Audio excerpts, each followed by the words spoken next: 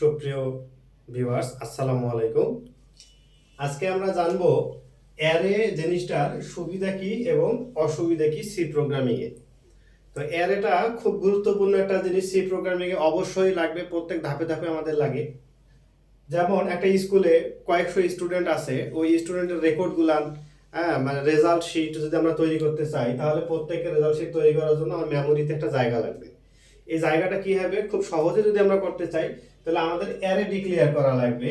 আমরা এখানে একটা অ্যারে ডিক্লেয়ার করে দিলাম, কি দেখেন, x10, অর্থাৎ 10 বলতে কি, অর্থাৎ x একটা মেমোরির নাম, মেমোরির জায়গার নাম, যেখানে কি 10টা ঘর আছে। যেমন x এখানে 1 2 3 4 এরকম করে 10টা ঘর আছে।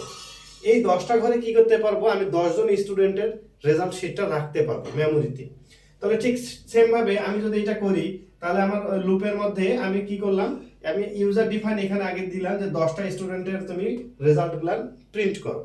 এখন সমস্যাটা কোথায়? সমস্যাটা হচ্ছে কোনো কারণে আমার স্টুডেন্ট যদি বাড়ে, আবার কোনো কারণে যদি আমার স্টুডেন্ট কমে, এই ধরনের কিন্তু হইতে পারে। সেই ক্ষেত্রে আমি কিন্তু এটা প্রোগ্রামিং এ বারবার চেঞ্জ করতে পারবো না।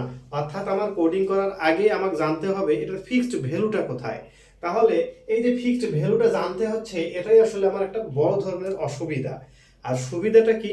সুবিধাটা হচ্ছে আমার মেমোরিতে বারবার বারবার বারবার ভেরিয়েবল যদি আমি এখানে নিতে চাই, 10জন 10টা স্টুডেন্টের 10টা ভেরিয়েবল, তাহলে কিন্তু আমার যদি 1000 স্টুডেন্ট হয়, তাহলে 1000 ভেরিয়েবল লিখতে গেলে 1000 লাইন লিখতে হবে। তাহলে এভাবে যদি আমি লিখতে চাই, তাহলে আমার কোডগুলো কি হবে, হিজিবিজি হয়ে যাবে, এটা স্ট্যান্ডার্ড মান হবে না, এটা ছোট বাচ্চার কোডিং হয়ে যাবে। তাহলে এই সমস্যাগুলো দূর করার জন্য আসলে অ্যারেটা আবিষ্কার হয়েছিল। এই অ্যারেটা হচ্ছে এটাই একটা সুবিধা, ঠিক আছে। আর অসুবিধাটা কি হচ্ছে, এর লিমিটেশনটা পূর্বেই জানা লাগতেছে, এটা একটা কি অসুবিধা। তো আসলে এরকম কঠিন কঠিন জিনিসগুলো সহজে বোঝার জন্য আপনারা আমাদের সাথেই থাকুন। সবাইকে অসংখ্য ধন্যবাদ।